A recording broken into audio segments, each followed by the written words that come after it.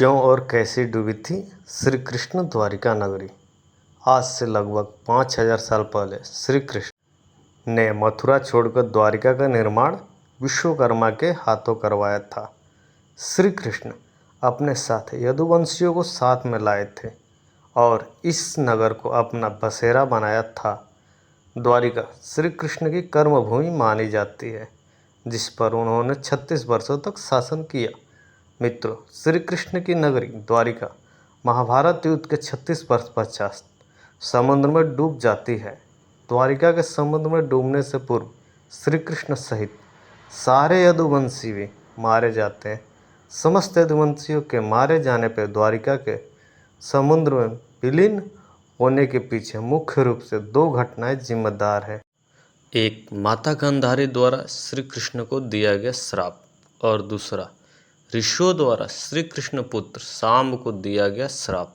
गांधारी ने दिया था यदुवंशी के नाश होने का श्राप। गांधारी ने युधिष्ठिर के राज तिलक के बाद महाभारत की घटना को लेकर श्री कृष्ण को दोषी ठहराते हुए श्राप दिया कि जिस प्रकार कौरवों के वंश का नाश हुआ, ठीक उसी प्रकार यदुवंशी का भी नाश होगा।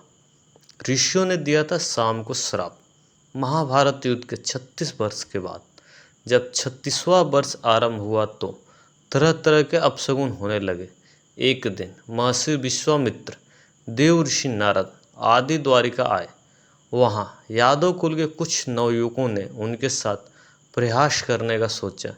वे भी कृष्ण के पुत्र शाम को स्त्री वेश में ऋषियों के पास ले गए और कहा कि ये स्त्री गर्भवती है, इसे गर्भ में क्या है, इसके गर्भ में क्या उत्पन्न होगा। ऋषियों ने जब देखा कि ये युवक हमारा अपमान कर रहा है तो क्रोधित होकर उन्होंने श्राप दिया कि श्री कृष्ण का यह पुत्र विष्णु और अधिकांश वंशी पुरुषों का नाश करने के लिए एक लोहे का मुसल उत्पन्न करेगा, जिसके द्वारा तुम जैसे क्रूर और क्रोधी लोग अपने समस्त कुल का संहार करोगे।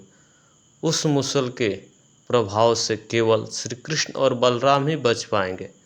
श्री कृष्ण को जब यह बात पता चली तो उन्होंने कहा कि ये बात अवश्य सत्य होगी। ऋषियों के श्राप के प्रभाव से दूसरे दिन ही शाम ने मुसल उत्पन्न किया।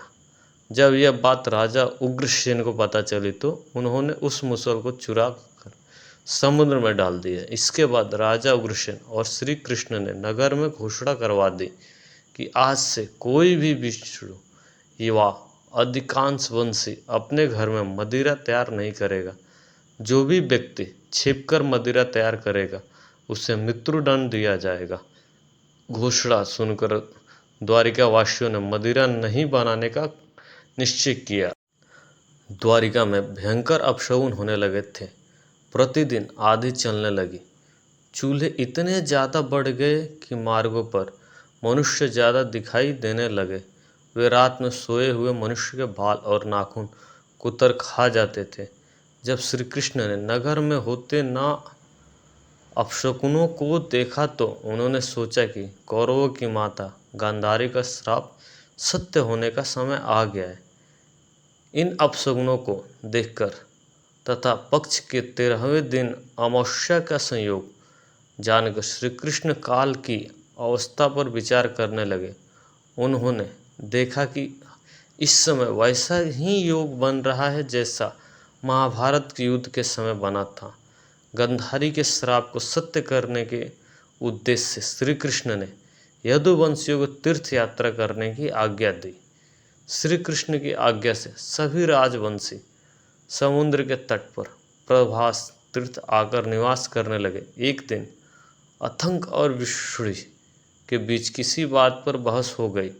उपहास और अनादर इतना बढ़ गया कि दोनों ने एक दूसरे पर हमले करना और वध करना शुरू कर दिया। इस दौरान ऋषियों का श्राप इस तरह सत्य हुआ कि शाम ने जिस मुसल को उत्पन्न किया था उसके प्रभाव से मैदान में मौजूदी खड़ी एकरा घास को लड़ाई के दौरान उखड़ता, जिसमें एक मुसल उत्पन्न होने लगा। यह मुसल बहुत ही शक्तिशाली था, जिसमें केवल एक बार से ही मृत्यु संभव थी। इस तरह वहाँ मौजूद सभी लोग मारे गए।